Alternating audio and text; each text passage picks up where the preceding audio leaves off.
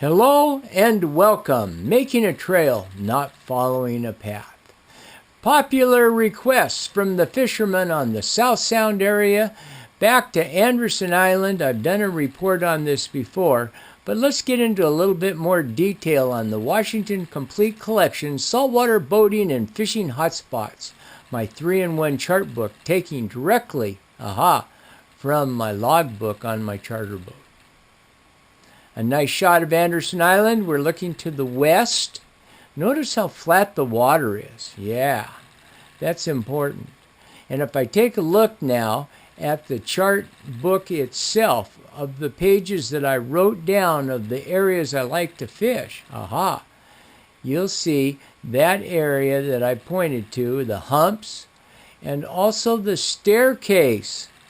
I can't tell you how many derbies I've won in Puget Sound off of the staircase. If I had one place to pick, that'd be it. And I'd troll deep. Let's take a look at the seafloor that surrounds the staircase. And you'll notice that it has a rocky bottom. Is that interesting? Because the areas that have sand a lot of times, no fish. But you come into an area that has a rocky bottom like this. Now I'm able to get these photos for you with my flying camera system that I've developed.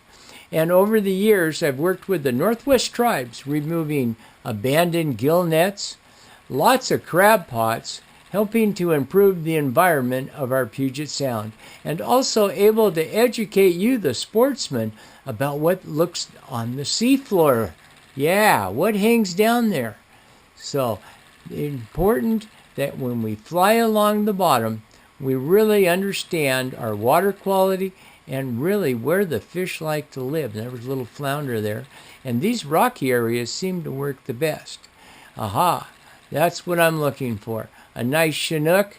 I have a client with me today that's caught the very first salmon of his life, and we were using the all-white fly and this green glow squid on top of it. Ooh, pretty hard to beat. And I like the humps of Anderson Island probably the best. This area has always produced well for me, and I'll give you a chance here to study the chart. Location is really the key in getting those big fish to bite. And many times, if you're off of the area of Lyle Point fishing the humps, that's where the big ones lie. Although I will tell you, you got to keep your gear deep, because the more you move towards the Nisqually, the bottom becomes a lot more sandier. So you're looking for the rocky area and the sandy area. And I've speeded it up now somewhat so you can see the movement on the seafloor. These are snails, lots of life down there, but like I told you, I speeded it up. So you'll see lots of movement. Normally, if I was to show you that, you wouldn't see much. But see how sandy it is off the Nisqually there? It's amazing. And the ledge, you can see the bottom, how it's dropping off into that 200-foot area. So when you're fishing, keep a close eye on your depth finder, because you don't want to get in that deep water. You want to stay where the ledge is and drop, and that's important. Sandy bottom, generally I don't have much action when I'm trolling in these type of conditions. Taking a look at the chart again, I really like Lyle Point, the staircase, and that has always done well for me. And if you're someone that likes to use bait, cut plug, this type of technique that I've learned from an old-timer has worked really, really well. Notice the sharp cut that he uses with the knife.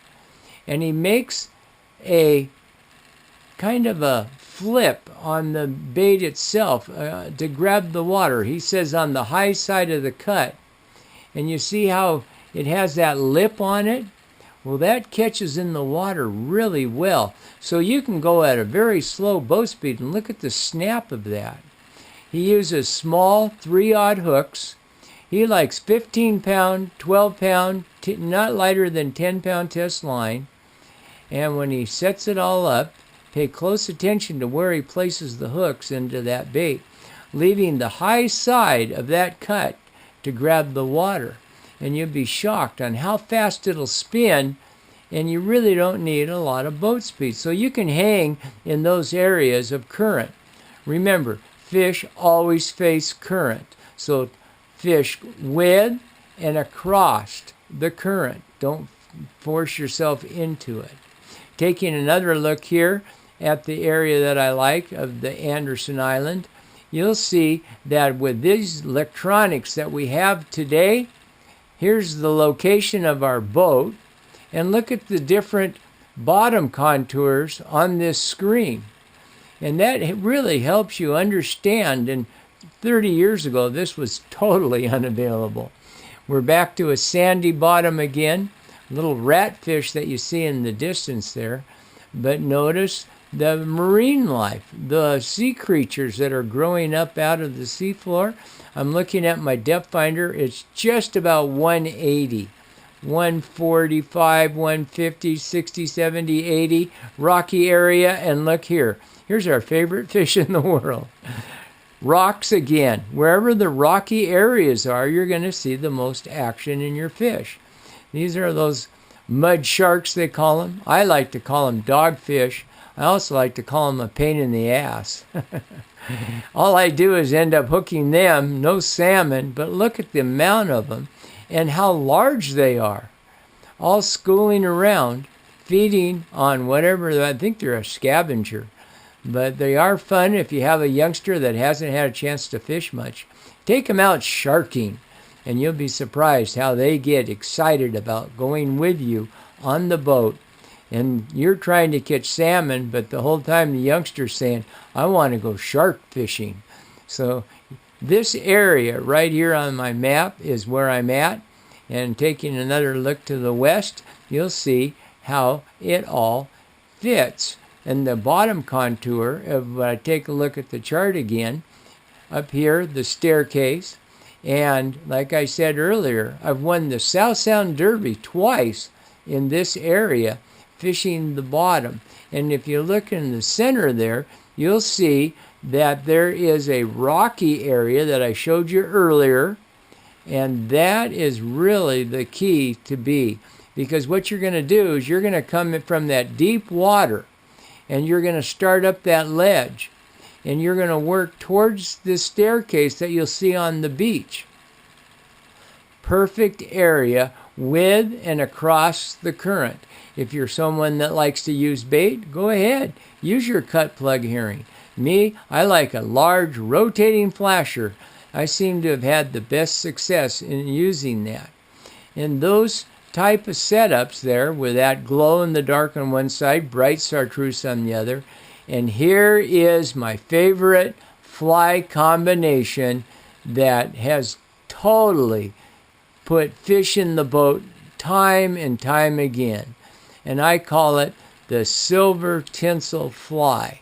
And it has produced so well for me. Look at that. There's not much to it. I have a 92553 stainless steel 6/0 XLT hook with my bend in it.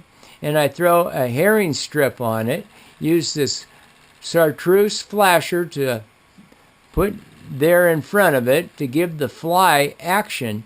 But the silver tinsel fly, I can't say enough about it.